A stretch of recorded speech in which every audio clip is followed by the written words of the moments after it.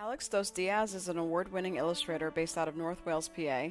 He is currently focused on studying and creating visual elements based on psychological themes and old alchemical symbolism.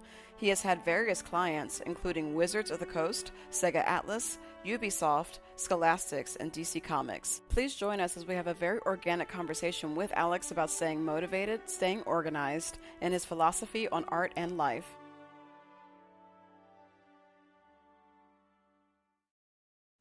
Hello, everybody, and welcome to the Painted in Color podcast. I'm co-host Lauren Brown, joined by co-host Mia Araujo, and a special guest, Alex Dos Diaz. Alex is an illustrator and just an all-around amazing person who has worked for Magic the Gathering, done a bunch of conventions, worked for a lot more clients than just that. I mean, look at the list, but we jump into the middle of a conversation, so I really, really hope you enjoy it. This was a lot of fun, and it's a longer one, but I think every minute is well worth it. So enjoy.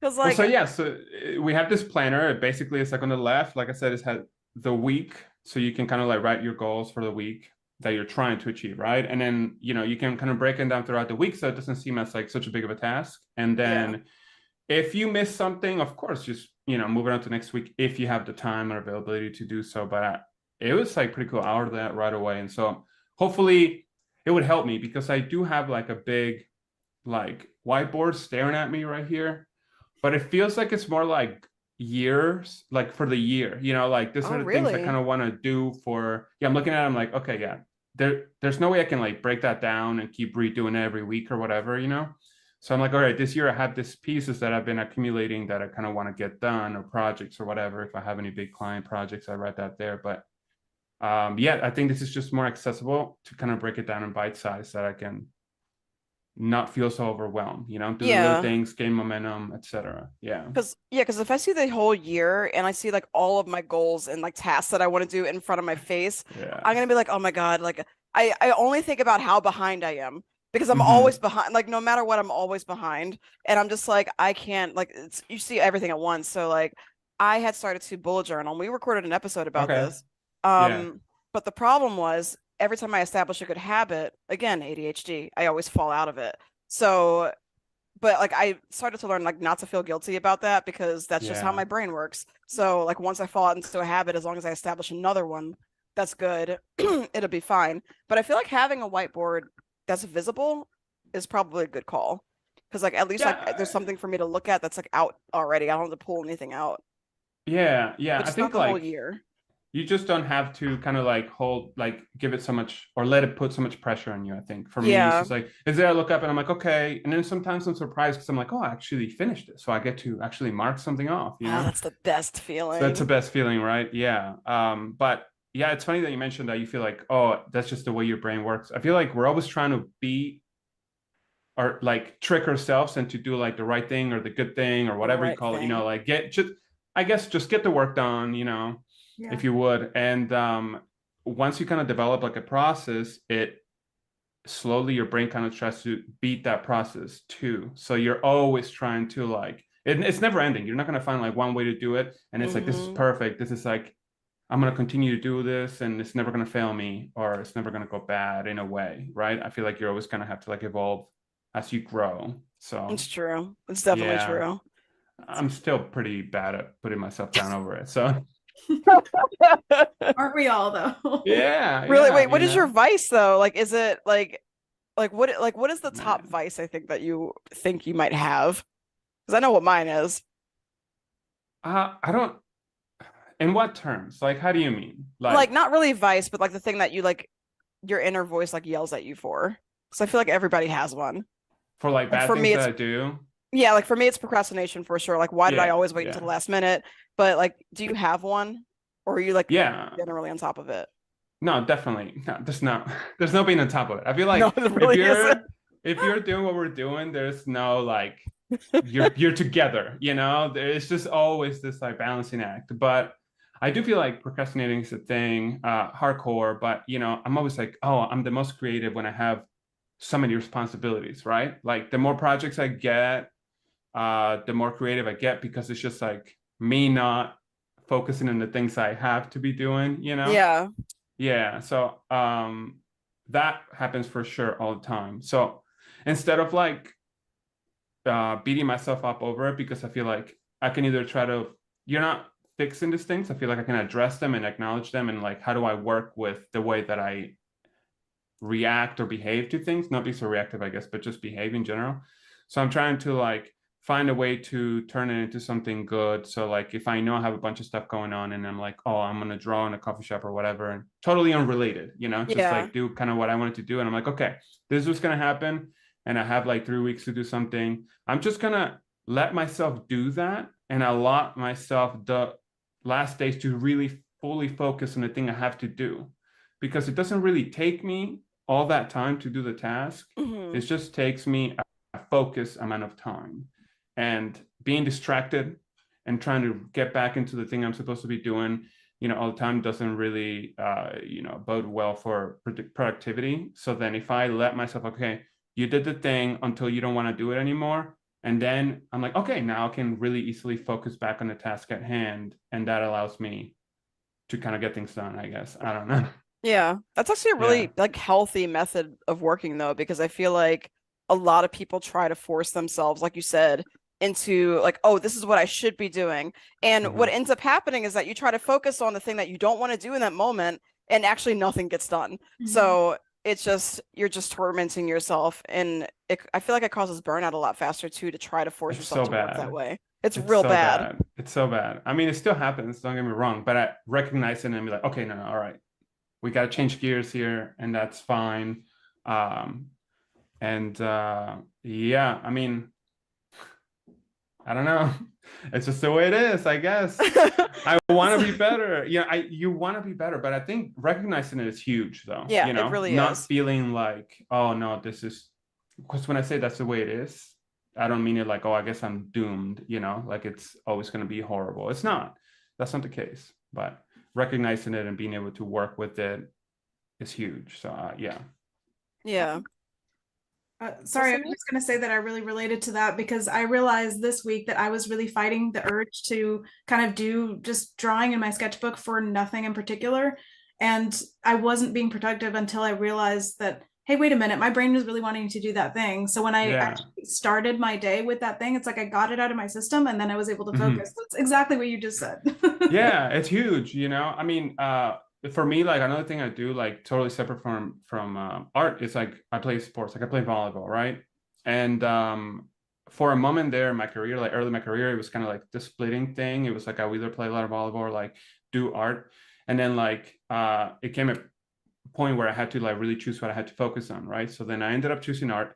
I kind of followed that, but I still play and I still get the urges, and I recognize that like if I go a long time without being active in any kind of way, it doesn't necessarily have to be me play that sport, but just like moving or doing something completely separate, then like it just that momentum dies out on this thing. So like I shift gears, I play sport, I go out, whatever, work out. I'm sure that's different for everybody, but there's that one thing that you do that energizes you back to do this thing that you're Yeah. trying to do, So like it could be as simple as working on your sketchbook and just whatever comes out, and I love that. I think that's like super cool, and it doesn't get the praise that it should, I think. Yeah. Right. I think a lot of people have that misconception that you're supposed to just be focused. If you're an artist, you have to focus on only art. And I wake up and I do art, and I go to sleep and I do art. And it's just you have to give your brain other things to think about and things Yeah. to actually absorb and refresh itself in order to do your best art. And I feel like that's what a lot of people were taught, especially in industries like illustration or comics and things like that, where you really are dedicating a lot of time to the craft. But really, you got to have something that, like, why is your brain inspired in the first place? Like, that's life. Yeah. Like, you have to live life in order to actually feed that. So I think that, it's something that's really that people need to really be aware of. That's something that I had to be aware of because I was like, oh, I need to go out and like be social, or I have to go hiking. I have to look at nature and get lost in it for a while in order to like recharge myself. Because otherwise, I would just be burnt out trying to do art, and it would just go nowhere. It's like hitting a wall over and over again. Yeah. I don't remember where I heard this, but I loved it as soon as I heard it, that it was like you have to breathe like live, right? So then like creating is like breathing, right? So everything that you do, your surroundings and everything, I think is like inhaling, and then the work you put out is your exhale, right? So like if you're not breathing, if you're always exhaling, then you're like not, your air's going to run out. Like that's it. You're kind of done, you know? So you kind of have to step away, take those inhales and like really absorb your surroundings and then process that to be able to, you know, deliver, just produce in general, I think. Yeah, I have to remind myself. That's another sticker. There you go. I have to remind myself of that. Yeah, just breathe, baby. Yeah, just breathe. Be a professional. Just breathe. That's right. Inhale as much as you exhale. That's actually one of the most graceful analogies I've heard for processing creativity. Like I'm going to use that from now on. Use that. It's not mine, but I don't remember. I wish I knew. I wish I remember where I heard it, but I was just like, okay, yeah, this is like, it just, you know how sometimes you have conversations with people and they could be saying really important things, but they don't resonate with you. I think I was just at the time where like I was ready to hear it, and it like, you know, made sense to me. So I'm like, okay, this is, we're going with it. We're running with it. Yeah. Yeah, cool. That advice is in the Creative Commons now. We can all use it. Awesome. Yeah. That's awesome. The people's analogy now. Yeah, absolutely. We'll keep that in our hearts. But yeah, what do you like, what projects are you working on, by the way? Like, what is on that whiteboard, if you're allowed to talk about any of them? No, yeah, absolutely. So since I kind of decided to go fully independent, I take a limited amount of freelance, and I mostly do like my own personal work, and then I, you know, do the shows, conventions and stuff like that. But so mostly all the stuff is in there. It's like a list of just pieces that through breathing, if you would, have come up with this ideas and a list. And so like, you know, I have them in there. And then the rest is, there's like a quarter of it is a section where I have like some freelance stuff that I'm working on right now. Currently, I'm mostly working on like magic stuff. That's kind of like my, they're kind of like my number one client right now. I do gallery show stuff sometimes. I have some nucleus stuff in there to finish. I have, awesome. Yeah, I'm doing some wow stuff, but wow is like, they're very open to kind of doing anything. So it works out awesome for me, because when I'm taking those moments where I'm not doing the freelance and it looks like I'm not doing anything, I'm really doing something for, you know, a different purpose completely. And that kind of fits into that category. So yeah, that's kind of what's on the whiteboard right now. There's a couple of the products that I'm making. It's in there too. Yeah, that's kind of the gist of it, I would say. Yeah. That's awesome. Yeah. Actually, speaking of whiteboard, really quick, I know this is going off topic. I can't remember if we recorded this part of the conversation when we're talking about the whiteboard, but for people who are watching, he has like, Alex has a whiteboard of like the year's worth of work. And it can be overwhelming to just look at it. So he got a planner that helped organize like the more granular stuff. For me, when I had my whiteboard, I actually separated, I had the month on one side and then the week on the other. So I actually wrote down like what I was doing each day, and also like marked off the things that were due on the month, and, you know, any events that were happening. And then like once that month was over, I would erase the calendar and like do a new one for that next month. And I feel like that helped a lot, because then I didn't have to like see the whole thing looming down over me. I actually need to put that back up in my house, because I haven't had it since I moved, just because I forgot to put it up again. That's fair. Mia, how do you arrange your workload? I mean, how do you manage that? I guess I start with month to month, like, so year/month to month. And then I basically have a note for each week on my phone where I have like bullets of the things I want to do that week. And then I split that into across each day. And I do what you were saying early on too. Anything that doesn't get done, I just move it to the next day or the next week. And I used to really freak out about that. If I had to move things, you know, a task that I should have done last week, and I keep doing that. And all you're doing is just learning about your process, right? About how, what your actual realistic, you know, productivity rate is, instead of what you're aspiring to. And that's or what you're avoiding, right? Because it's like, okay, I've been pushing this for like every day for like 2 weeks now. you Yeah. know, maybe we should get that Mom. done. And it's probably the simplest thing, you know, it's always something small. You just, for some reason, when you do it, it doesn't even take you that long, but you're like, Yep. I don't know why, but I didn't want to do it. I feel way too seen right now. I don't like No, this. I'm saying, yeah, I'm telling you, you know, I will say Literally this all the though time. about the board here, right? So like the cool thing about it, because it isn't like, okay, so because you get freelance projects, right? So like that's your project. You get your brief, you get, you know, all the information, and there's no like deviating from that. You get the assignment. But with this, I have a list of work.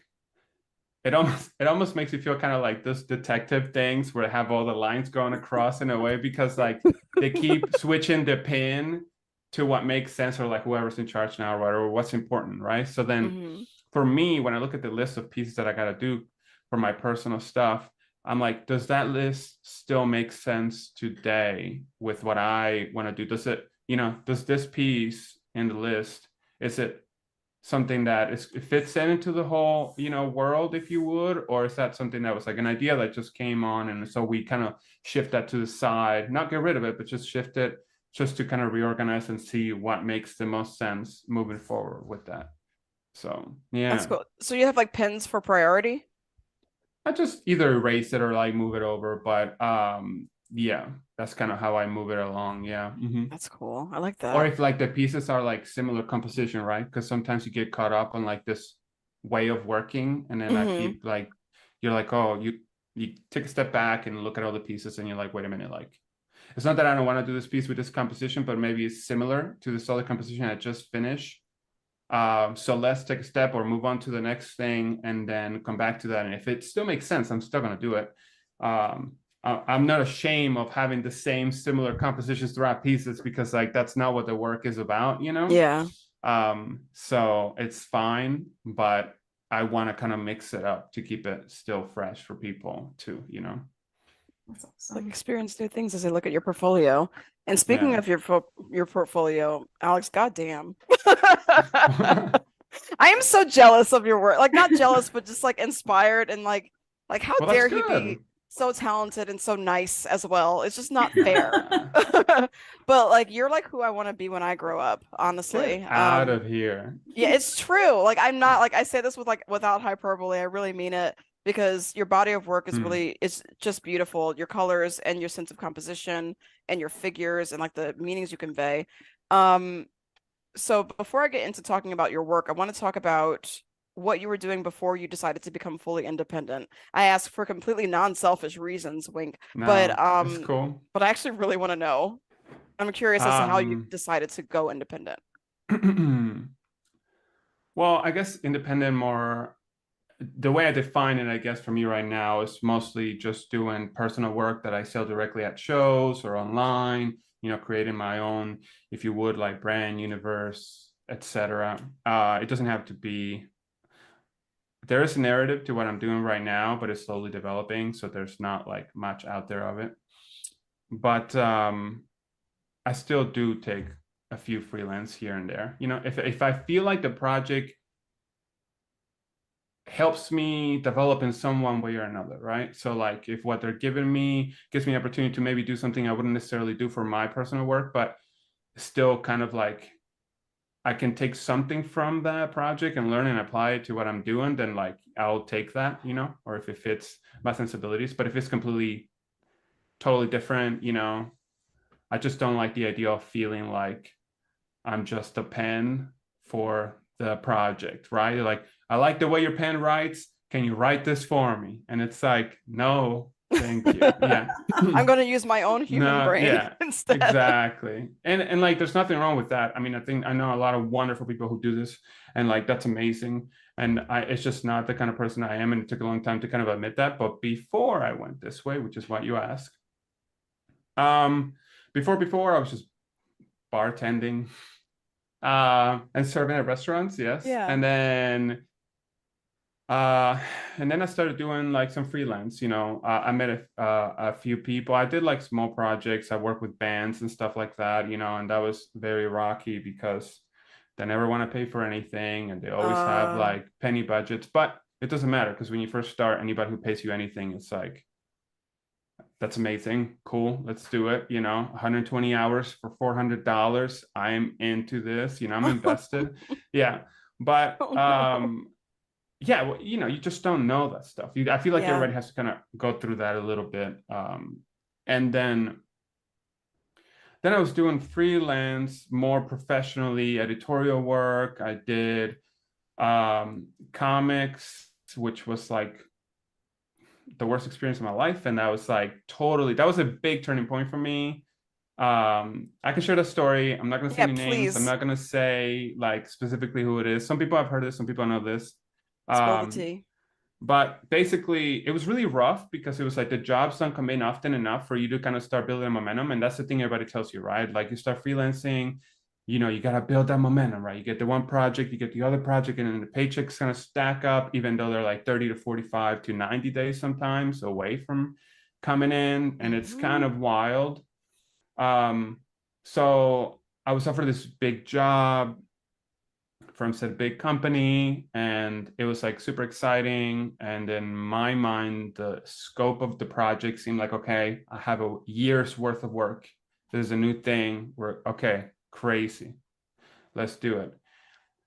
And then they were like, hey, we're going to do this in like 4 months. And I was like, yeah, we can do this. I think, yeah, No. we're going to do this. We'll find a way to do this. Right. And then it was like 4 hours of sleep every night, and then the month piled in. And then they're like, oh, we're going to throw this other illustration for this project into this. We're not going to add any more time, but this is how we're going to work on this. And so, 3 months in, we're like, hey, we're not where we need to be. And like, here I'm like, yeah, we're not, but I wonder why. And so we made some compromises, and we kind of like cut out some illustrations out of this project. I mean, this was a lot. We made some into spots, we shifted some things, and obviously it's still not, there was no way to get it done, honestly. Yeah. Like Yeah. truthfully, one, I didn't understand the scope of the project because I was barely early in my career. It's not that I didn't have the skill to do the project. It's just that the time alone and the scope of it was just like beyond me, for one. And two, it was just like, I think what they were asking was super unrealistic. Two, even today, if somebody came to me with that project today, I would say, no, I don't care. Yeah. And yeah, it was awful. I mean, my stress was through the roof. Like I was just like a walking mess. No life. Just, I'm telling you, it was like 3 or 4 hours sleep and then just like work. And it was all work that I also didn't do. So there's that learning curve on like, how do I compose this image that I don't usually compose? It wasn't like my go-to, if you would. Right. So you're like learning on the job, kind of. Yeah, that's so as well hard. as crunching. And yeah, crunching and then feeling behind anyway. I can't even that exhaustion. Like sounds like a nightmare. Yeah. And it's crazy. Like how like badly I underestimated how hard it is to make comics. It is so hard. That's so like I did an 8-page comic over the course of 3 weeks. It was so much work. It was, and I was working constantly at it. And I was like, why am I still working on this? It's taking forever. And I cannot imagine having to take on a full project. So it wasn't even like, sorry, I didn't mean to cut you off there. No, please. So it wasn't even like I was doing like what do you call it? Like panel by panel, like what sequential, right? Yeah. Because they were trying something new where they wanted to do full writing on one page and full illustrations in the other. So these were like full illustrations, like an illustrator novel. Yeah, an illustrator novel. Yes, that's kind of what we were going for, right? So yeah, it turned into a nightmare project, and then they kind of put we're gonna pause this project. I'm like, okay, all right, that's good because we have more time because we can finish this, because they were loving everything that was coming in, So that was great. The writer, because we had meetings with the writer too, and they were ecstatic about the project and whatever images they had seen, and I had tons of work because at this point I was getting paid by sketch, inks, if you would, and then color, right? So I had Sketch and Ink a bunch of stuff, but they owed me money because they were paying me as they were coming in. So they owed me money already. And it got to a point where they owed me like a significant amount of money. And even though I still have like 10 to 15 inked drawings, if you would, that no one's ever going to see, that they didn't get because they still owed me money for previous, illustrations they hadn't paid me for. And then this came around Christmas time and they were like, oh yeah, we're pausing the project. I'm like, okay, they're not paying me. I'm sending them stuff. Their invoices aren't going through. Like nothing's happening, getting nothing back. So I'm calling them like a desperate person and like, what's going on, So I get a hold with the art director and they're like, oh, hey, I thought we fixed this. I thought you got taken care of. And I'm like, no. And they're like, oh, well, our accounts payable is like done for the year. So like, you're not going to be back till like next month, like whatever. Are you serious? Yeah. So then, another fellow artist, I kind of had like a mini panic. I think the fact that I hadn't been sleeping for the past 3 months, like, didn't aid like the state of panic I was in through this whole project. But, thankfully a fellow artist, I reached out to them and they kind of like just heard me, not complain, but they just heard me. What's the word I'm looking for? Vent? Yes, thank you. Yeah, they just heard me vent and they're like, okay, this is what I would do. And they gave me some advice on how to handle the situation. I handled it the best I could. And then the main art director kind of reached out to me, and because I think they were like sick and tired of me reaching out every day, hey, you got overpaid, like overdue, invoices. And they're like, hey, I think we're gonna kill the project. I'm like, I thought we're pausing it. What's going on? It's like, yeah, we're gonna kill the project. And even though we owe you this much more money because we already paid you past the kind of like close to the 50% of the job, we're just gonna pay you a third of what we owe you because that will get you to the 50% kill fee, and like we're like done. Wow. So they didn't give you the money for all the other work that you had done? Nope. Oh my God. Yeah. So it was like, I think I had bad projects before where you're just like, okay, it happens. And I think like, there's a learning experience there, but this was like very shook me, I think, to the core with the idea that like when you work as a freelancer for a client, there's so much against you. Yeah. So quickly they can pull the rug. I've heard so many friends, they're like, oh, I'm working at the studio. I've been here. We have a 3-year project. 6 months in, they pull the plug for whatever reason.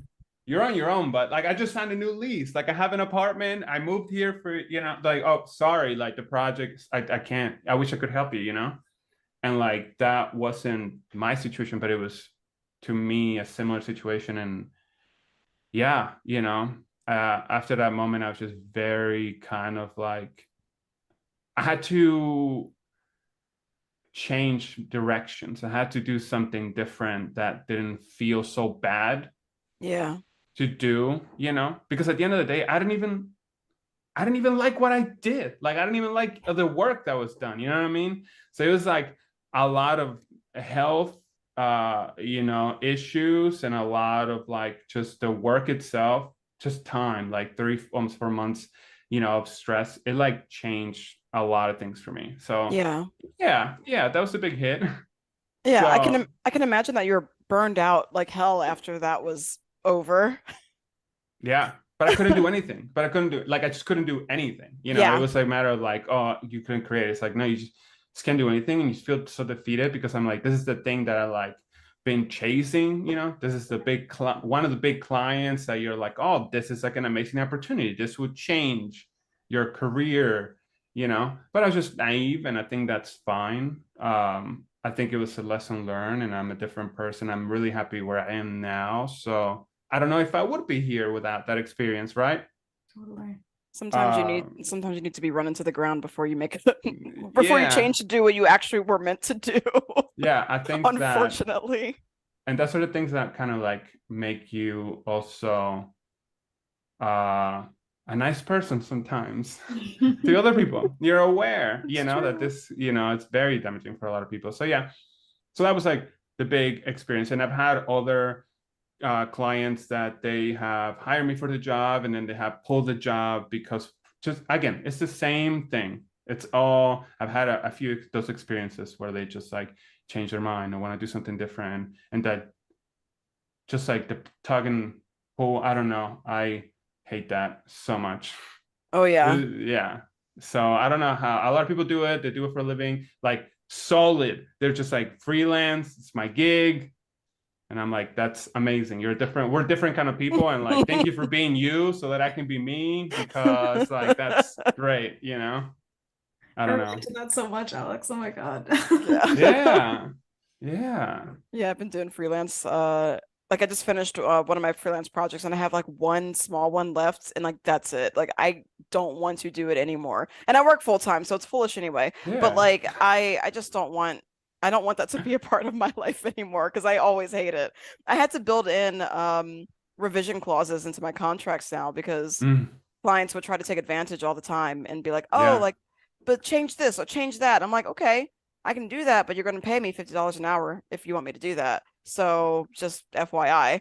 And that cuts those revisions down real quick. It's real nice. Yeah. Yeah. But I just don't want to do it anymore. It's it can wear on you to try to appease somebody else's vision especially when you have your own. I feel like a lot of people are more comfortable doing freelance, and I'm not speaking for everybody, but when they're happy to just like create other people's visions and bring them to life, as long as they're doing art, it's fine. That's great for them. But for people that have their own personal projects and their stories and things that we want to express, freelance is just like, it's just in the way of all that after a while. Yeah. It's just blocking you from the thing that you'd rather be doing. It's weird. I don't know. Before I kind of like go on another rant, maybe. Yeah, Please Mia, you do. said you could relate to that. Like, I kind of want to hear what, your experience was with that. Oh yeah, I think it's definitely what Lauren has been talking about too, but it's just the idea of like it does feel like freelance at times is in the way, and it's part of why I went to wait tables instead of doing freelance art. Yeah. I'd rather do that and invest my creative energy in my own projects because it does like and I haven't done a lot of jobs either, but it's like the few that I've done, aside from a couple that were just like completely drama free, it just feels like it kind of ruins the process a little bit for me, just having to deal with the drama that comes into it, and especially the payment stuff that you're talking about. Like already at the gate, it just feels like such a hill to climb in terms of being valued for the work you do and then just being given the respect in terms of the time it takes to revise something and all that stuff. Like everything you dealt with, it just shows lack of respect for what we do. And I just don't want to deal with that personally, like.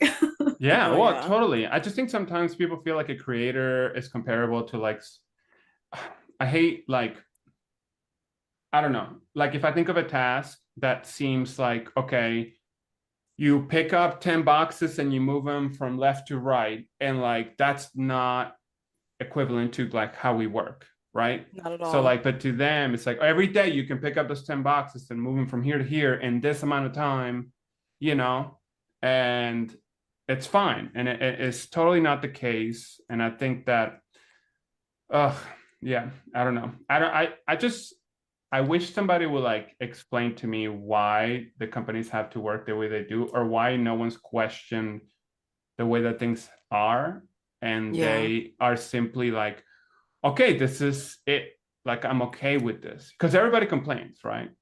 We're all going to complain, like that's fine, I get it. We have our good days, we have our bad days. Some days we're like, thank God I have a job, and the next day you're like, I hate this, why am I doing this?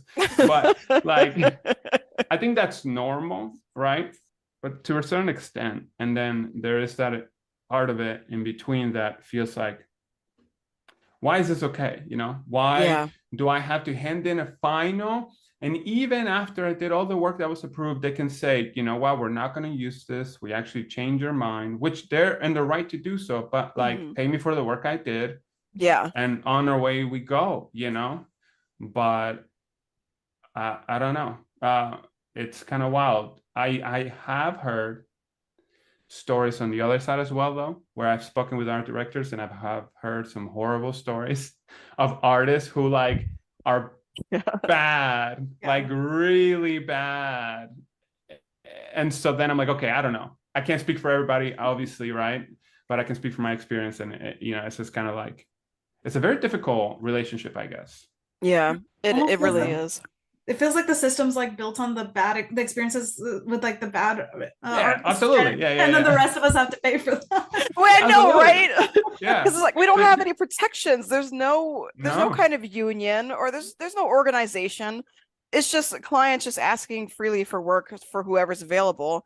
And because especially younger artists or artists who are just down on their luck are so eager to get work and put their stuff out there and just get any money for what they do, they just we accept so much that we should never accept in our lives, like ever. Like no one would treat a plumber like that. Nobody would treat a dentist like that. Like nobody would treat these other professions like that. Like I feel like, why art? Like why do we always get this? Is it because we're passionate about it? Is it because it's attributed to like children? Like, like when because kids draw. I don't know what it is, but I feel like there's a lack of respect a lot of the time.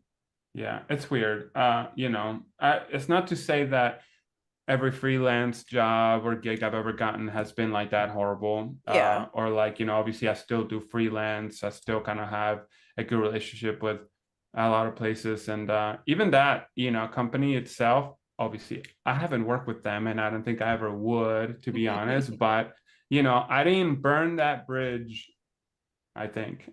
Beyond, like, I wasn't like I flipping tables leaving out of there, I was like, okay, like, if that's the way you want to do this, like, okay, I have nothing I could say like would change anything either. So why, at that point it was like, okay, cool, yeah, we're parting ways, all right.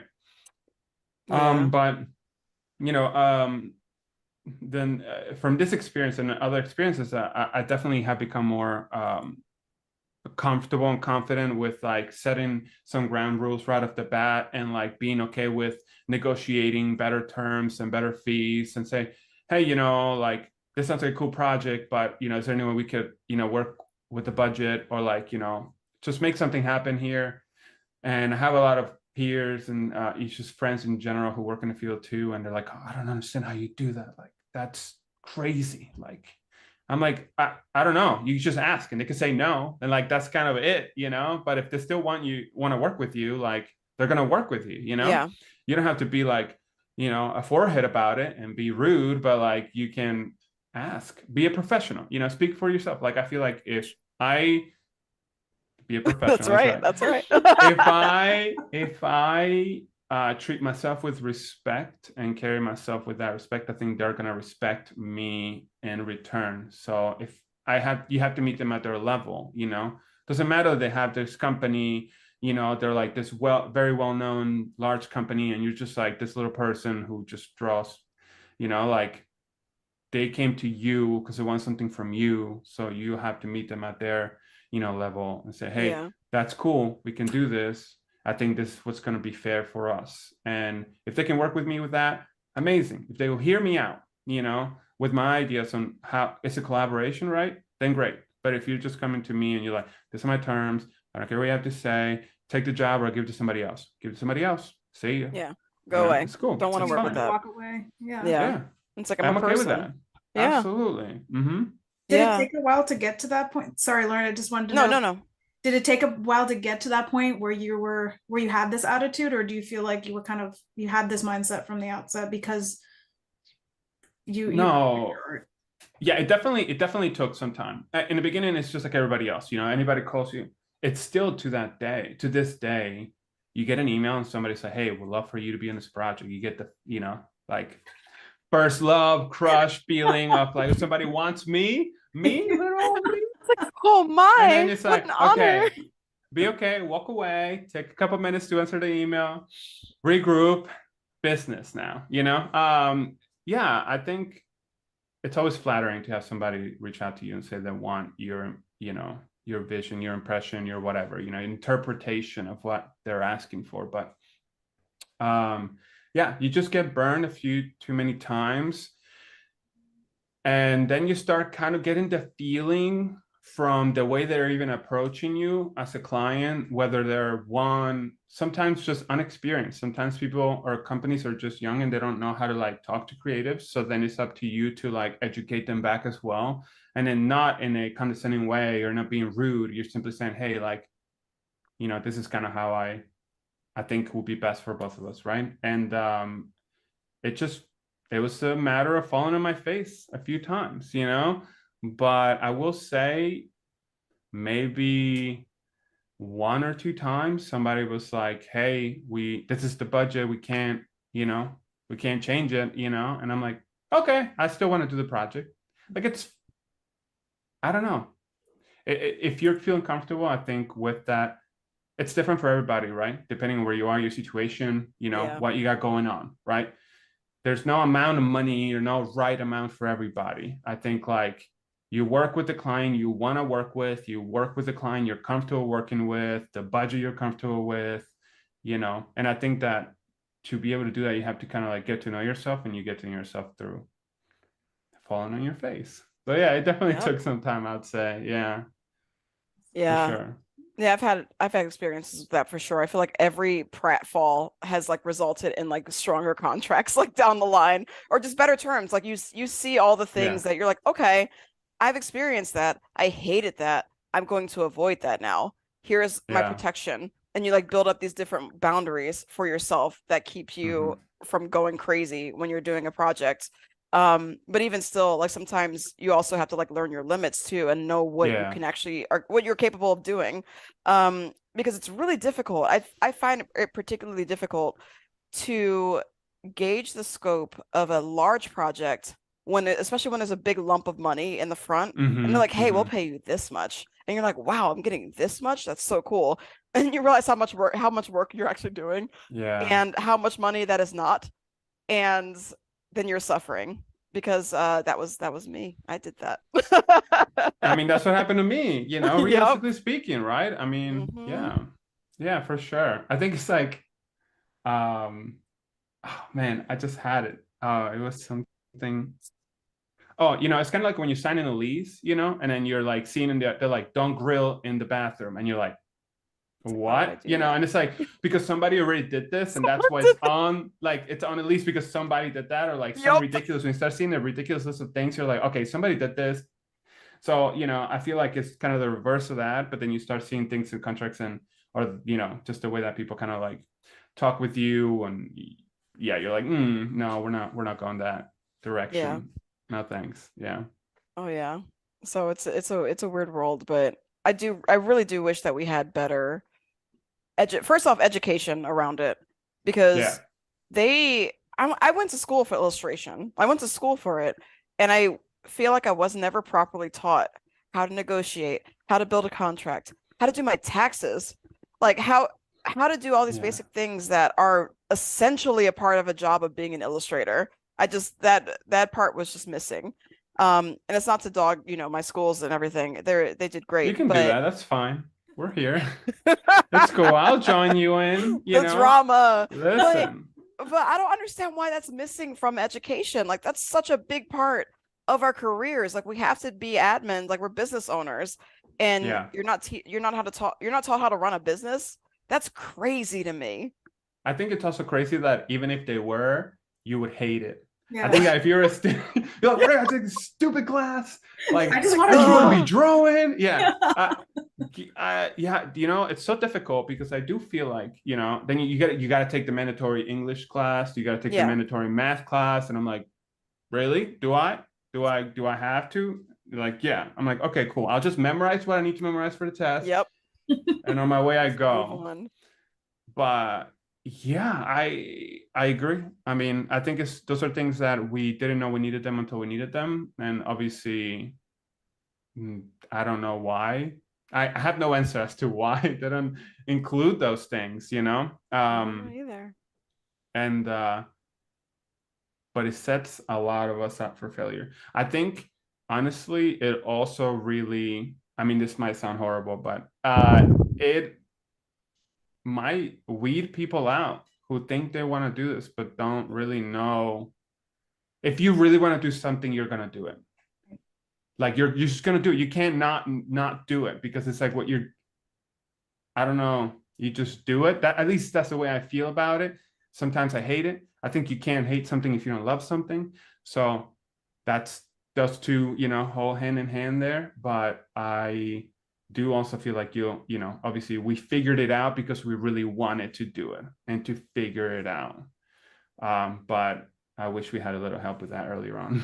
Oh, absolutely. For sure. I mean, and yet there is always an essential part of it too that privilege weighs in on as well, because if you're freed up to not have to think about like certain things like being like, having like these different systems working against you, money, etc., then you're more free to think about the thing that you love to do.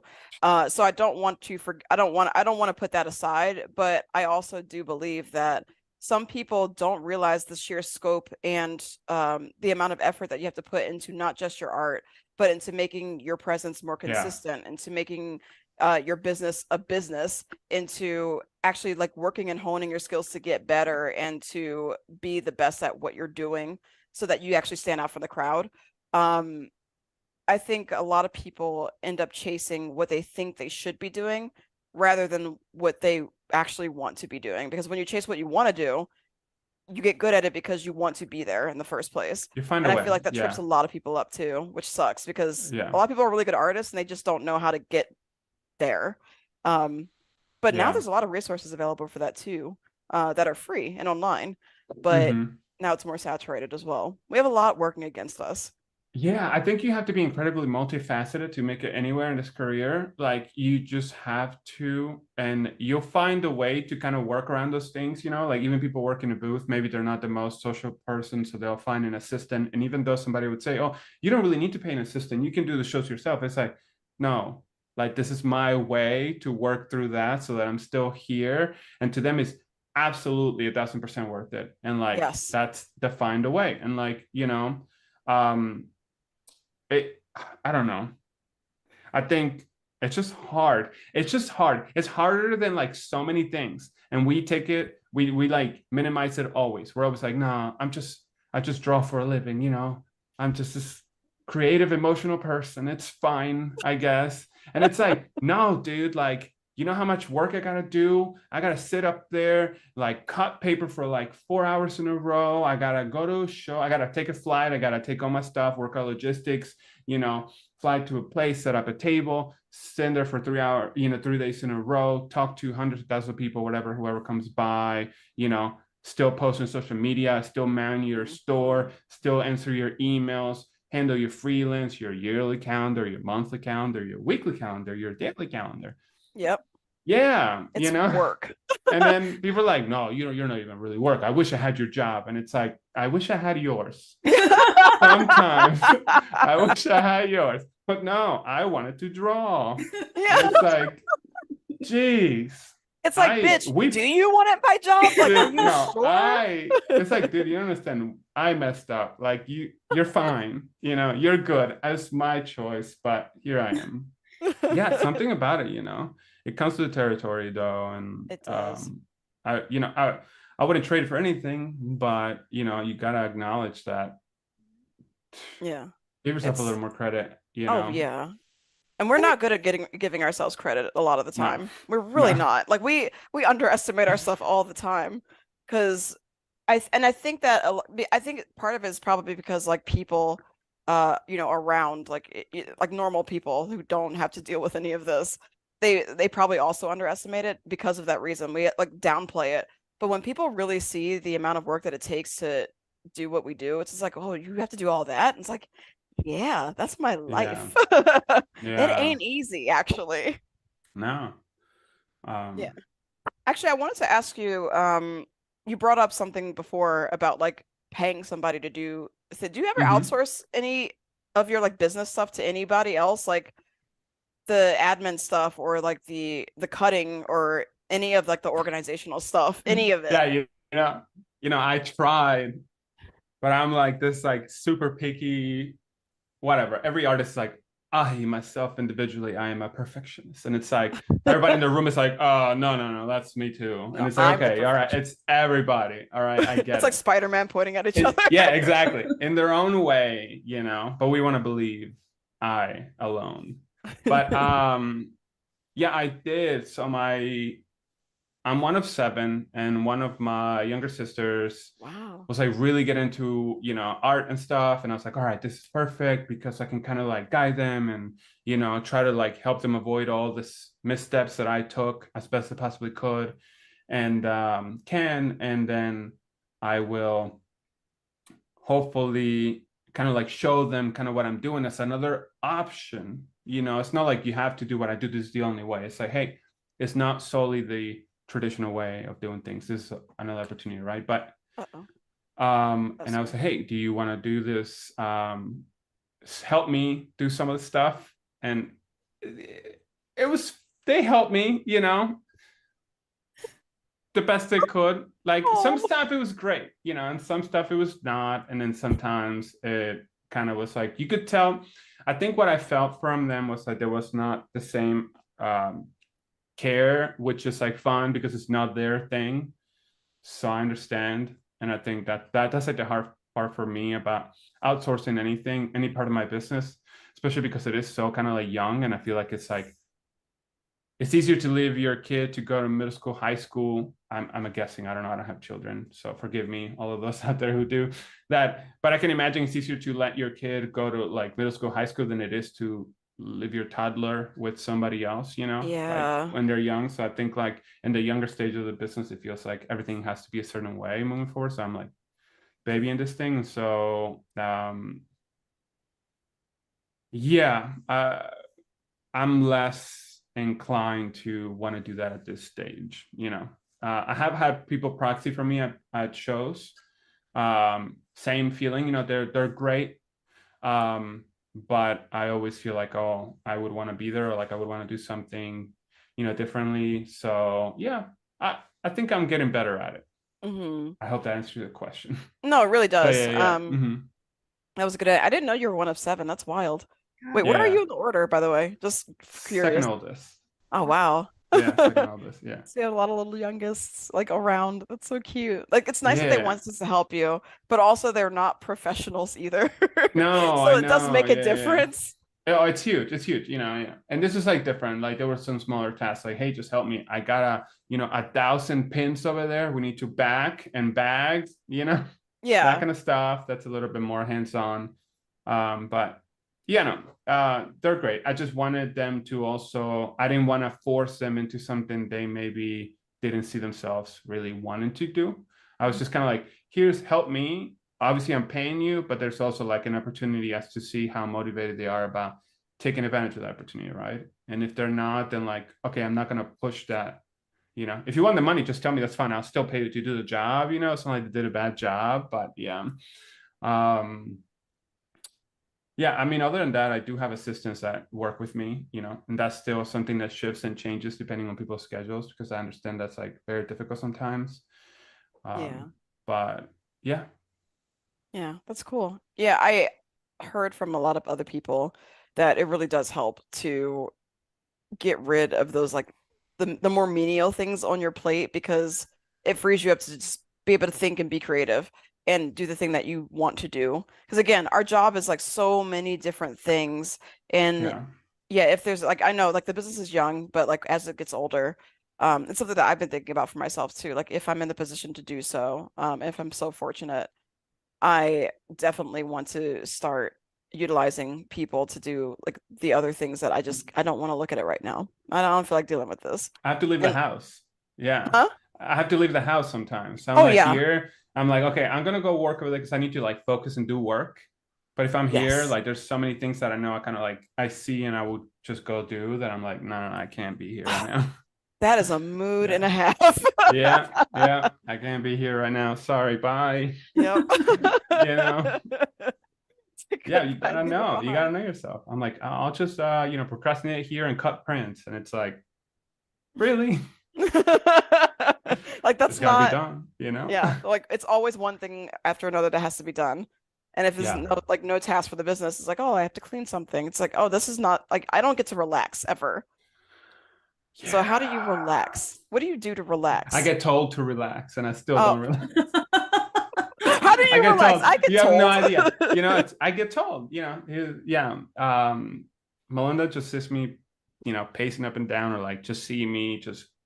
I just I feel like to my wife, I swear some days I look like an NPC that's just like walking against the same wall in a corner, and they're like, no, this way, and I'm like, okay, turning and it and just keep going against the wall. corner, and they're like, okay, I try to help you. Like you'll go through the wall eventually, I guess. I don't know. But they try really hard to kind of get like me. it's just like right above the ground. Yeah. T-pose. Yeah, I swear. I just have to either I play volleyball sometimes, that helps me a lot, you know. I've realized now, like if I don't start my day either going to the gym or doing some kind of physical activity to get me moving physically, then it's very difficult for me to get my mind in order to be creative, right? So then anything, you know, really helps. And you know, that helps me. I guess that's not really relaxing. I guess that's still part of how I get to do what I do. This is do you see this? Do you see this at work? You know, this there's like always something. This like wrong. Yeah, it's something wrong with me, I tell you. But yeah, so play volleyball is one thing. I play games, you know, nowhere near as much as I used to. What you playing? What am I playing? I am in my very, very long run of start and pause of getting through Elden Ring. So I knew you were gonna say that. I knew it was Elden Ring. Yeah, I love Souls games, Elden Ring, yeah. I just feel like I have to find like a block of I have to make. There's no finding. Yeah. I have to make, you know, there's this cut in the slice for myself, a little bigger this time, of time to play. Either that or I'm playing, I'm a big Shin Megami Tensei fan. So like, yeah. So like, I played Nocturne, so Shin Megami Tensei 3 a long time ago. I didn't really get to beat it. Now it's on a Switch. And it has like the perfect thing that needed to happen for me to be able to play this, which is like a suspend game. So I go in there, if I play for 30 minutes and I get to suspend the game and walk out of there, it's fine. So I'm kind of like making my way through that.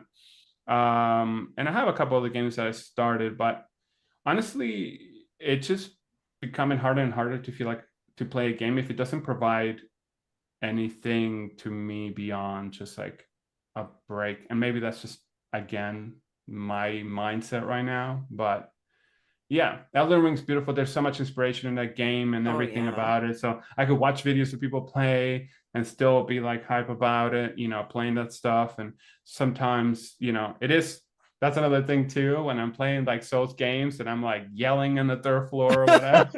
I was like, this is supposed to be relaxing. You've died to Market the 100th time. Yeah, exactly. I am relaxed, I swear. And yeah.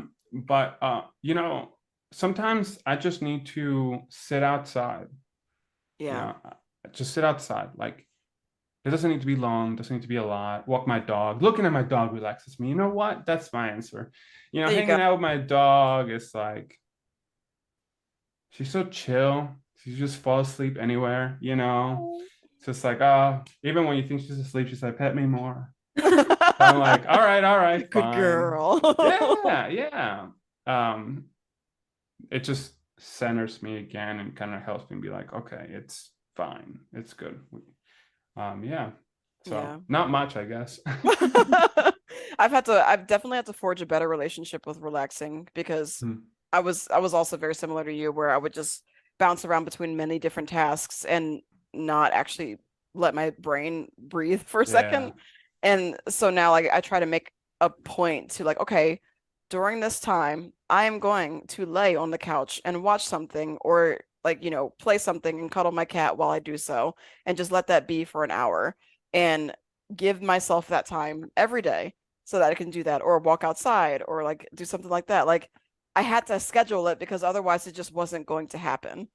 Yeah. And I was just going to bounce around until I was exhausted at the end of the day. I'm like, oh, and then think I got nothing done too, because I always think that. So I had to have a much healthier kind of mindset around it, because it was like sometimes I needed a lazy weekend where I just was a potatoing is so nice. Dude, sorry, I call everybody dude sometimes. No, I don't dude care. Back, so I'm like, you know, I just want to clarify, like, oh, hey dude. Oh, it's so dumb. Dude. I hate myself sometimes. No. But yeah. So, listen, so the scheduling works for you. Like that's great. You know, I feel like when I've tried to schedule time for like the first week is like great, and then I feel like I'm gonna play now. Like I'm scheduled to play, but I'm like either focused doing something else or whatever. So then it feels now I'm like the thing that's supposed to be like the fun thing. Now it's another block It's another in thing my you have to do. schedule, right? So I want to leave it more open. And I think that's why it's like I mean I give a lot of credit to my wife to be able to live with me, because I feel like I like to flow from one task to the other. So there's no like I get up, I do this at 9 o'clock, I work till 5 till 6, whatever, you know. It's like sometimes I have to recognize that like maybe I'm not in my most like right mindset to work at that time. So and I find another something else to do, and then like maybe I'm more creative later in the evening, which is rare now. That used to be my I'm a night owl thing. Not like I'm definitely more creative at like between 10 and 2, I would say. Like anything after that is like either render or do other stuff, but there's definitely not that creativity. But yeah, so that fluidity allows me to be a little more spontaneous sometimes, and it feels a little bit like just the privilege of not having kids. I'm just bragging over here, right? That's my whole thing. That's a good thing Eric's not here. Right? He's like, gonna be so mad at you. He'll be so mad. He'll be like, look at this kid. He's just like, I just like to live life all free and flowy, Be Watto, my friend. It's like, no, man, like, I get it. And I'm like struggling still. See, there's no perfect way. It's just no perfect way. It's just how you're, like we said, like it's how your brain best works. And I mean, again, like my situation, I work full time, so I have to have like a scheduled thing. Yeah. But even with the way my brain works, that spontaneity sometimes will result in me bouncing between everything and doing nothing. But that's how my brain works. So I know that I have to be like put myself places, otherwise it's just not going to happen. Yeah, absolutely. But like again, you know yourself, so you know that you need that free time to be able to just like flow and like do what you need to do and work when your brain is like, hey, I want to work now. Again, that's very healthy. And that's a good habit to establish. Work with your brain. Yeah. I know. Are you schedule me out, or do you like, I don't know, kind of like, how do you work yourself?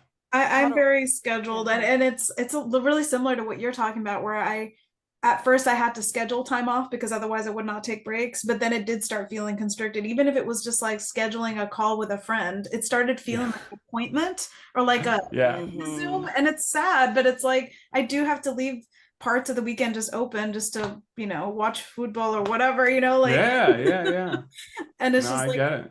It's but there are definitely times where I just feel like my life is just work, and part of that is because for a long time I didn't get to do this full time, and so I feel like I have to do this.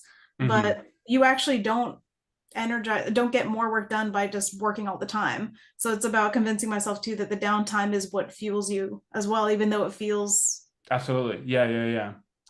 I mean, I'm sure you both can relate to this, where like you're trying to grind through something and you're like 4 hours in front of this piece and nothing's happening. You're just making it worse, right? But then you actually happen to take 30 minutes to do something else, and then you come back and in like 20 minutes you fix it, and it's like amazing. And it's just like that disconnect to connect again allows you to move forward. You just need more breath. You just need to breathe, yeah, no, I agree, that's fair. I can't tell you how many pieces I've looked at. And it's like running against a deadline too. And I just like look at it and I just hit a wall. And I'm like, you know what? I just can't. And I just stop. And I'm like, hey, client, sorry, tomorrow. And they're like, usually they're always like, it's fine. Like I've been so lucky. They're like, yeah, it's fine. And I then go back to it with a fresh brain after I've slept and gotten up the next day. And I'm like, okay, I can see this piece for what it is now. Now it's time to work. I can do this. But I had to recognize like when that wall was there, because trying to push past it when it's there is like almost impossible. Nothing is going to happen. Yeah. And it doesn't go away. I mean, that's a big thing, right? It's like we were talking about earlier, like finding a perfect way of being and doing things. It's like, no, it's always going to shift. And I do feel like those things are a part of what we do. And like, you have to be around, have that community that you're like, oh yeah, remind you that like, it is fine. Like, oh yeah, that happens or whatever. Like, oh yeah, I remember now that I'm going to be all right. Yeah. But man, yeah, I don't know. Something about when I get close to a deadline, my art directors, I'm telling you, I'm like, I think they just know. They're like, okay, this is how we work with Alex. And like, that's the way we kind of move forward with them. And it's like something about, deadline. It's like, I'm going to, get to it and then I'm not going to be there. I'm just going to feel like, okay, something about that pressure of that imminent like dead end, right? And the way we move forward is like, I email them and I'm like, hey, this is where I'm at with this right now. Like, we're moving, this is what I'm continuing to do. And something about letting go of that helps me hop on the other side of it and like get it done, and they either say, oh, this is awesome, and then that's great, because that, you always feel the insecurity of like, you finish the piece but you don't know if they're going to like it or not like it. You kind of need that like reassurance in a way, right? But yeah, there's something about that give and take and like understanding the creative process. And I used to feel really subconscious about it because I'm like, oh my gosh, like I like would have to make this fake deadlines for myself, so then I would meet them or not meet them, right? And then get on the other side of it and be like, something about like crossing that line, like, oh, see, nothing happened. Yeah. Like, you didn't die. The world didn't explode. set on fire.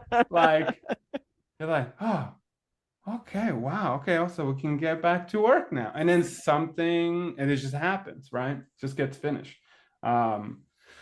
Yeah, I should see a therapist, but I think everybody should see a therapist. Yeah, This is not just you. I think No, literally everyone should have one. it's true. No, it's definitely true. Yeah. Yeah, man. Most valuable thing in the world. You said something earlier too that I was I guess not surprised to hear, because I feel like all artists go through this, but I wanted to know how you felt about your own work when you finish a piece, because often when I finish a piece, I look at it and I'm like, I think this is something, but I don't know if this is anything. And then I have to ask my friends, I'm like, hello, is this anything? Did I make something right now? I don't know if this is good or not. I'm so confused. And then the next day I'm like, I look at it, I'm like, okay, we're good. We're okay. Do you get that too? Where you like have that insecurity of just like, did I make anything right now? Yeah, I mean, definitely finish a piece and I just have to kind of put it away, like bury it somewhere, and then look at it again and be like, oh, okay, all right, not too bad, not too bad. But no, I that happens more often than not, that I definitely have to look, put them away. But I think earlier on I was too quickly to ask for opinions. What do you think I should do? What do you think? Is it good? Is it bad? And then you learn that people mostly give you opinions based on their biases, and like that's fine. So you have to kind of recognize who you're asking for what you're asking. Not that what they're telling you is wrong, because it's not. It's just based on their experience, their bias, the way they view the project to be, that would look more like what they would do. And so I stopped doing that. Yeah. And then I was like, okay, just take it as far as you can.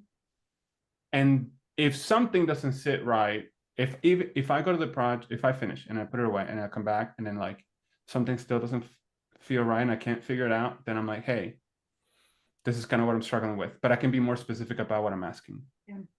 And that helps me kind of move forward. But yeah, I think that's kind of how I feel about the pieces. They can always evolve more. Yeah. I heard somebody mention that like, you don't finish a piece, you abandon a piece and you move on to the next piece. And that's very difficult for me. So I learned to just like call it quits. So we got to move on. I definitely have a level that I want things to be, right? And if it reaches that level and it kind of is more or less within that range, then we're good. Yeah. But I don't know. How long does it take you to hate a piece? like that's the question, right? You ask me how I feel about the piece when I finish it. What I feel about it is like, okay, usually I'm already moved on to something else sometimes because I'm like anxious to kind of like get to the next thing. So like I already spent too much time working on this, which is probably true. But then to me, it's like, how long does it take you to look back and be like, oh, that's bad? Yeah. Right. I'm actually excited to look back and think something is bad. Like once it happens, because that means my eye has evolved. Mm-hmm. And it happens like it spreads more like farther and farther apart each time. But when I look back and I'm like, ugh, like I should have fixed that. I should have like addressed that. I'm like, oh, good. I recognize that. That's important.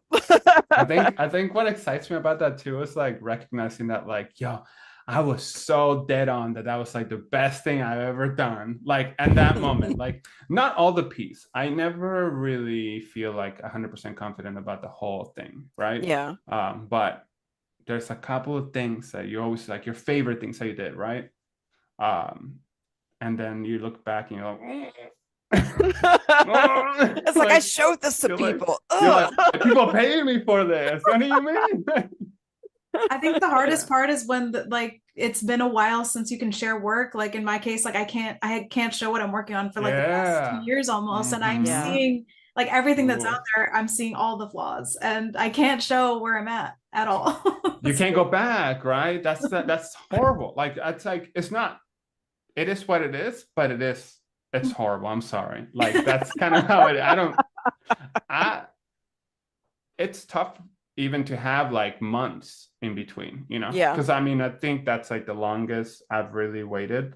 I think maybe close to a year, but not even that long. I don't think I ever waited that long for things to come out. Usually I have the anxiety for them to come out or excitement, and then I forget, and then they're out. And so the moment I forget, then they're like, oh yeah, this just came out. And I'm like, oh.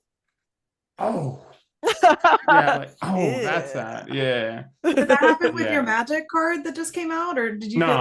Actually, I was really excited about that one. Yeah. Alex, let's talk about your magic card that just came out. You know, I like working with I think, yeah, I would say everything I've done with them has been a cool experience because they work with me, and even when they try to play me, because they're like, hey, we got 2 assignments, and I'm like, all right, cool. And they're like, I mean, I think I've done things people don't usually do, because they're like, hey, do you want to take a card from this series? We have like this many, I'm putting together a list, and I'm like, what are the options? And they're like, we assign you the options, something, you know, they're probably thinking. And I'm like, no, what do you got? What can I pick? You know? Yeah.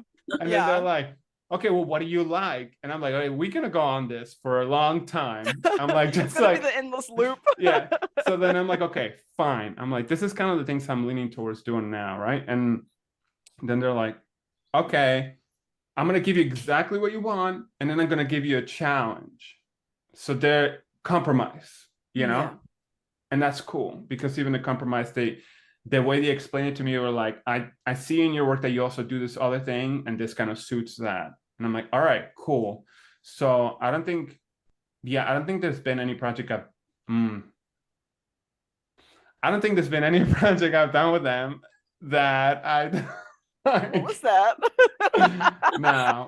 I think sometimes it's impossible. It really is kind of like impossible to love everything you're doing for a client, period. You know, we talked about it earlier, right? Just the idea like freelancing, besides all the other issues, I think like, you know, not everything's going to be exactly that, but you have to find something in that assignment that you do enjoy, that you do like, right?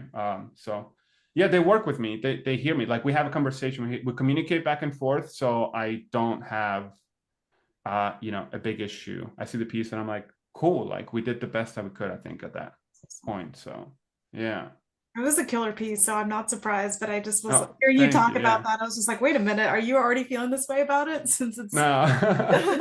I mean, you know, there's always little things that you're like, oh, I didn't do this, or I forgot this, or sometimes just minuscule things. But I do try my best for those pieces too, because I know how much, you know, the fan base cares about the work, you know, especially more lately. You know, they're very passionate about the art, and, you know, that's also why I don't want an assignment that I'm not going to be able to dedicate myself to, because it shows, you know?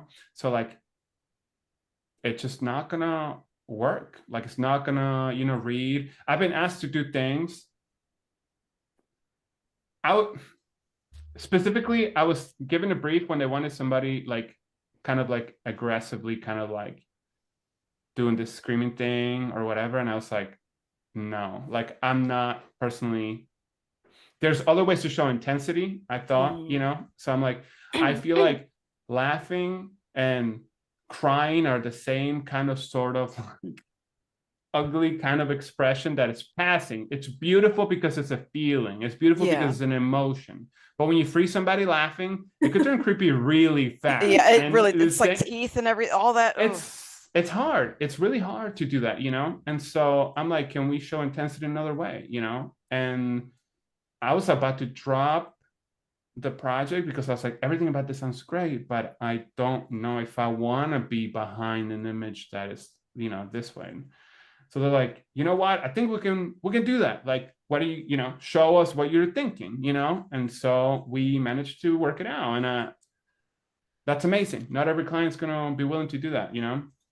So far, so good, you know, can't say, you know, but yeah, everyone's been pretty great about that. And that's all I ask, communication, right? You know, that's huge for me. Yeah. But it also goes to show like how desired you are based on the quality of your work, and also who you are, like how you are to work as a person. Because if you're freelancing and you're just a jerk about it the entire time, like people are not going to want to work with you again. So when you're professional and polite and you know, and kind to the people who you're working with, and they're in turn to you, it just creates a good working relationship. It's just a general skill that needs to be instilled in every single person who wants to do this as a career. So just like emphasizing that is really important, but also knowing what those limits are for yourself, knowing like what's not going to serve the project. You're doing both of yourselves a favor, because having that awareness, you're like, I'm not going to turn in my best work if we make it be like that, and they're not going to get a good experience. And so it's going to show. It's your product, you know, it's your product too, right? At the end of the day, like you have to show them. You're like, look, we hired this guy. And now I'm just looking the other way. Like, I didn't do that, you know? Like, don't look at me. I don't want this. I told them I didn't want to do this, you know, but I did it. And I think like, if you don't communicate that with your client, okay, yeah, sure. You could be risking, quote unquote, losing the gig, you know, because maybe you say, I want to do this. And they say, no, this is how I want to do it. And you're like, okay. Then you have to acknowledge like, okay, well, maybe it's best. This is not the best project for me. I'm not best suited for this project, right? And that's a privilege. I'm not going to lie. That's really hard to do when you first start. Like, you don't get to do that. You should communicate, absolutely, 100%. Walking away from a project is a totally different story. But open that communication, because if you're bitter about the relationship and, you know, because you didn't communicate something out of fear, it's going to show in the work. You're going to be unhappy. You're going to have a bad experience. And who knows, maybe if you would have just communicated, they would have worked with you and be like, you know what? Yeah, we're open to seeing what you can come up with. And I think that, I mean, that's the way that you make, you know, that whole idea of like longevity for your career, you know, with a client, working with them, communicating, you know, I mean, that's part of being a professional. Communication. Yeah. Make sure you communicate with your clients. That's right. Yeah. It's a lot of fear around that, you know, a lot of fear about communicating with the art director. You think like, oh, they're the boss, they hire me. And it's like, yeah, they hire you because they want to work with you, not make you work for them. I think most of the time, if they're a good art director, then they'll generally do that. Some clients don't understand it yet. They're newer to it, but you know, more seasoned art directors like MTG art directors are going to definitely know how to work with an artist, because they have to commission hundreds and, you know, thousands of pieces of art. So that's a skill. I can imagine the range they get, you know, from like seasoned people who are like, I don't know, they kind of run the show in their own way, from people who are like, yes. You know, it's like everything. I'll do everything. Like, okay, you know, that's cool too. Yeah, it's an experience for sure, and it's so different for everybody. That's been a hard lesson for me to learn. I don't know, like how a lot of people in the field just not everyone in the field wants their own individual thing, or like do what, you know, what I'm doing, whatever, which is like just expressing, doing what I want to do, I guess, in a way. Yeah. You know, and some people, like we mentioned earlier, that like are just fine and happy with taking a freelance job and kind of like making a career out of that 100%. And like, that's amazing. Like, that's nothing to like this or like say, oh, it's less than or whatever, you know. I just feel like I have mad respect for that. It feels like simpler to me. I'm not gonna lie. It feels so much simpler than whatever I'm thinking about doing. It's just like cool. Yeah, get the assignment, you know, they're totally chill. They do the thing. They don't overthink it, you know. They're not like trying to do this grandiose thing, or yeah, they just seem to like, these are the steps. You know, it's like I don't know. It's like a different mentality, different approach to art in general, right? Yeah. They're very practical about it. You know, I don't feel like I'm very practical about my approach to things. I'm very much like, let's go. What, you know, let's see what happens. I want to be practical. I'm practical about, I've learned to be more practical for sure.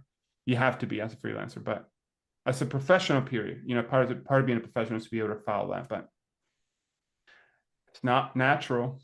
It's not natural. I don't know, if it ain't natural, it sounds like you shouldn't be doing it. You know? Come on, you know, if it's gonna stretch you, I think that it's good to be also, you know, definitely expands your wings a little bit, I think, for sure. Yeah. And I think especially because since we all have to pay the bills, we have to do a lot of things that don't come naturally for us, right? Oh yeah, for sure. Imagine how we would do things differently creatively if we didn't have to. Yeah. Live in this kind of society, but yeah. Don't put that idea in my heart. but also though, like, I do think that there have been times, I don't know about you too, but there have been times where I have been like a stubborn child. Like, no, I am not doing this. And then I do it. And then I'm like, you know, that was pretty all right. Yeah. And I learned from that. And I'm like using it and including it into my, you know, whatever I create next, you know. So yeah. I think having those experiences have really taught me to like not be so quick to just make the decision of like, oh no, I don't do this, sorry, you know, see ya, you know. There's always consideration, I think. Yeah. The pause and the hold on, wait a minute, you know, really think it through. And then, what was your latest example of that? Oh man, if you have one. I think with freelance, I think it feels very much like, I think what we talked about a little bit earlier with the idea of like somebody emailing you, and it's always like exciting to have somebody want you, especially when they're like, we did this other thing together and it was great and it was successful, and you can acknowledge that it was, right? But then you have other plans in mind of what you want to do. And then, you know, you kind of have to make that decision of like, do I take the job because I know it's going to be good, or like we've been through this? So it could be a new experience, you know, especially if the previous project, I wasn't so keen to want to take the project and it turned out to be great, you know? So yeah, that's definitely happened recently. And sometimes it reinforces that, like, I should have said no. Like, that's fine. It goes both ways. Now, yeah, exactly. Now it's like, okay, now I know. But I like to give things definitely a couple of chances for sure, to not close myself out too easily. Yeah. No, I talk a big game, but I do think that it was really important. I mean, like my very first job, like as a professional, was something that I never thought I would be doing, which was like background art for animation. I thought I was going to be a character designer, but I ended up loving it and learning a lot from that. And so it really does go to show that sometimes you think you might know what you want, but that's not always the case. And sometimes you do know yourself and you say yes anyway. And you're like, why the fuck did I say yes? Yeah. This is a bad idea. You know what the problem is? I feel like it's like main character stuff. I feel like something about, think about it though, right? Like you're like backgrounds, that's like a support team. Right. That's like, right. That's like, you're healing me, yo. It's like, I want to be DPS. I'm the main character. Like I'm drawing like that main scene, boss ready, let's go. You know, and they're like, no, we want you to paint like this bank like your background, this like one scene is going to be for like 5 seconds on screen. They're not even going to acknowledge it. They're just going to walk by it, and you're like, I'm not doing that, you know. Like, I'm But just filler.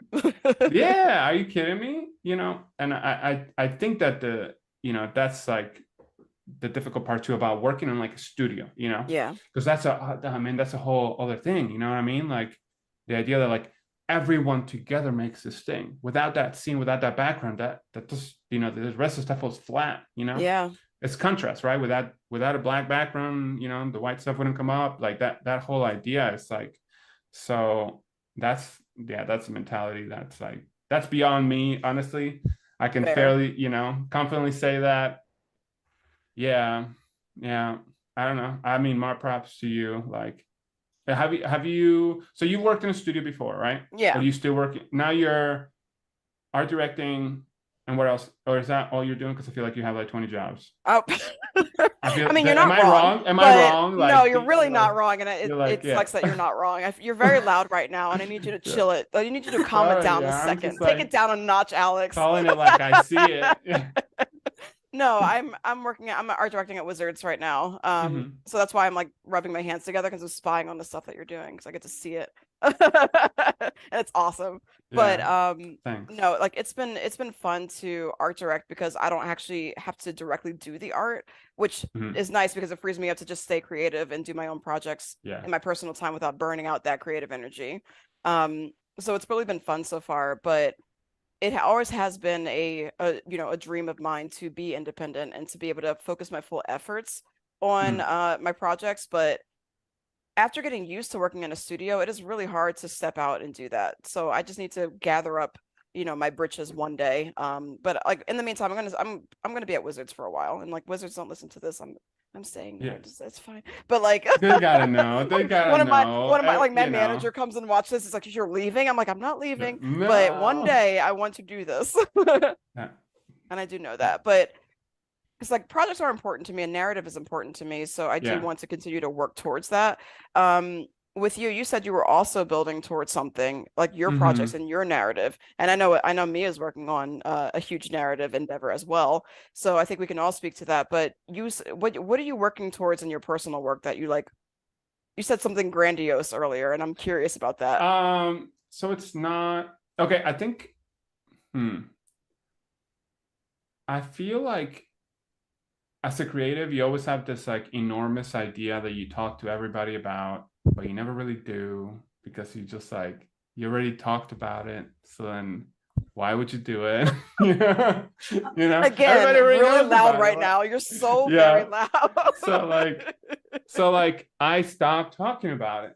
Number one. Number two, I shifted gears because I recognized that what I was doing was like something that has already been done. Like, all right, so I wanted to do something that was inspired by the things I loved. So I wanted to create more towards that, right? But the reason why I think I couldn't do it really, and I just talked about it, was because it wasn't personal enough. Like it didn't mean enough to me. And that was hard pill to swallow, right? Be like, no, I love this, but I don't love it, right? So why do I have to say that isn't putting my makeup on a mannequin that's already been made painted a million different ways and, put out there? So like, how do I, come up with something different? I have to start from, the ground up, and the only ground I know is my own, the one I walk, right? It has to be personal. So if you don't have that, then it doesn't matter. So like, I'm not going to talk about it because we're doing it. Number one. Number two, I would say that it's smaller than everything I thought I would be doing, because it's about the small things, in life, and not about the thing about me is that I feel like everything's interconnected, where like everything is like a version of the same, but just at different sizes in my mind, right? So the universe, the planets, the people, the animals, the bugs, like within all of it is like the same. that's the way I feel about it. So like, I feel like in this story, it will touch like some bigger things and some smaller things, but you know, mostly from like personal experience that are close to me, and maybe people will relate. And that's something I had to learn, I think, the hard way, which is like, you don't have to create something that you think is going to relate with people. Like if you feel a certain way, someone else has had also felt that way, or feels that way, or shares that with you. You just don't know it because the world is too big, and sometimes you just are afraid to talk to people, and that's fine. But yeah, that's all I can say about it. You know, I will say though that I want to make a small animation, right? Like I do want to animate, right? And that's something that I recently started like taking classes, because I kept talking again about wanting to do it, but I'm like, what steps are you taking to do this? You know? Yeah. So I was like, no, right now, just drop everything. I had the conversation. I was like, all right, just drop everything, push everything up the desk, just find the thing, get the thing, start doing the thing, or you're never going to do the thing, right? So yeah, so those are the two things I would say. You know, it's a personal, like short, you know, a smaller story, and then, and I do want to make an animation. You know, a small animation that at some point maybe can be pushed into something else, right? But yeah, that's what I got. That's awesome. Yeah, that's exciting. That's a really good mantra. Yeah, again, stop talking about your projects. Just do it. There we go. You need like That's a whole another sticker sheet at like Yeah, your It's a whole series of advice. Oh God. You I love know, man, so many times I'm like talking with Melinda, and then she's recognized this by now. She's like, I know you're not talking to me. I know you're just saying things out loud to yourself, but you just, you know, I like in the room, and I'm like, damn, yeah, you're right. She do the same too. To be fair, sometimes she does the same, but yeah, I just have to say them out loud, because sometimes in my head it's just a swirl of things. You know, you just gotta write them down, say them out loud. Yeah. So Yeah. sorry if I'm calling you out, Lauren.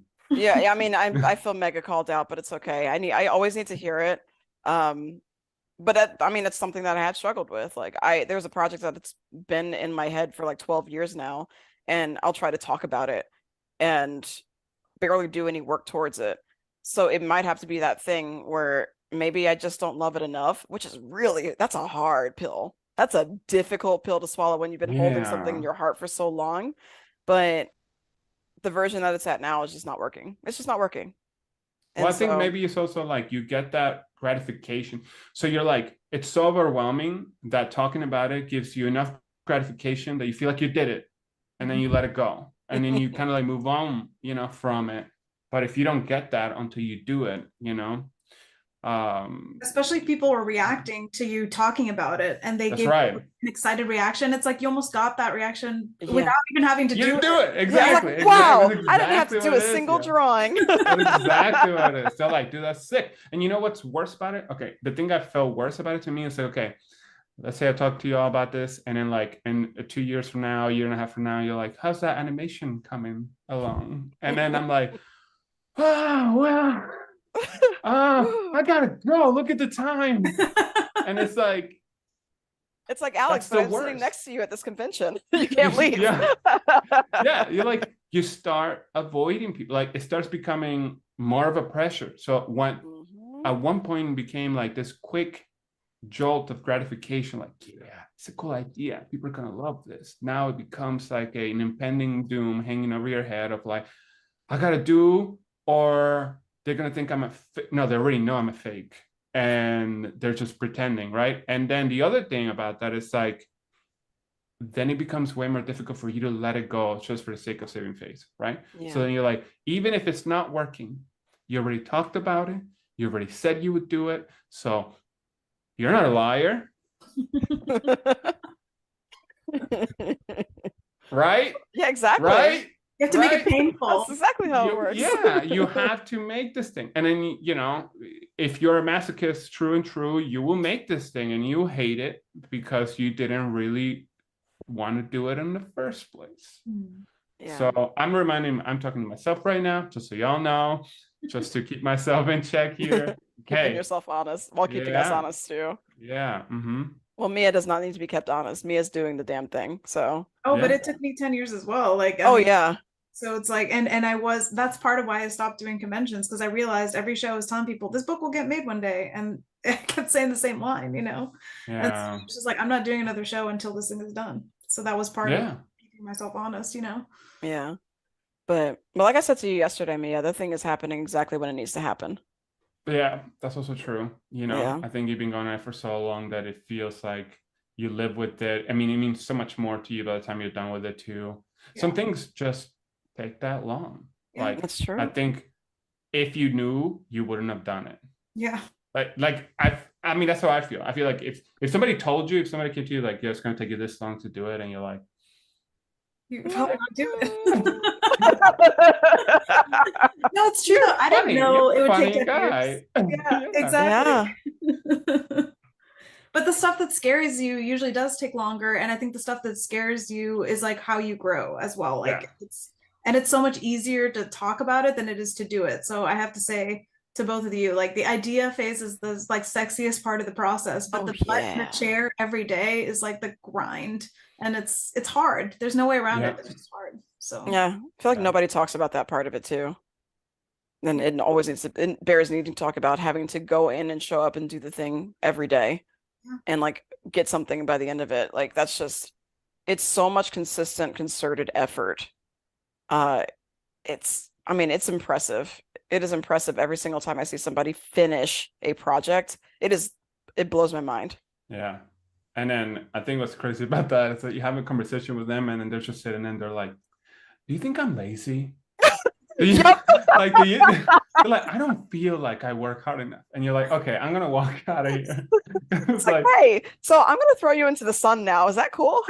Yeah. You're like, I guess I'm lazy anyway, so it doesn't matter. All of us. I'm telling you. Deprecating little assholes. I'm telling you. So we chose this. Just remember, at the end of the day, you chose this.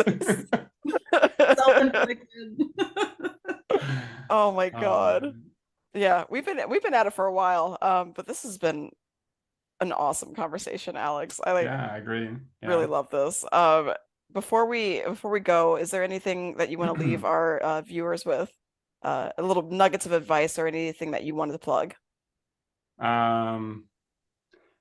Be a professional. Yeah. That's it. I don't. Yeah. And no, I mean, you can find all my stuff. Just look up my name, Alex Dos Diaz. All my handles are the same. Yeah, I guess that's it. Yeah. Awesome. I don't know. Well, yeah, Alex, seriously, this has been a pleasure. I wanted you on the show for a while, so I'm happy this got to happen. Thank you so much for talking to us and sharing your wisdom and knowledge and your experiences. And for everybody listening, thank you so much for joining us in the chat. And if you enjoyed this episode, please leave a comment. Please like and subscribe. I always have to say that at the end of the episode. It's always weird, but seriously, everybody, your support means a lot. So we really appreciate it from the bottom of our hearts. And thank you for everything. Bye, everybody. Bye.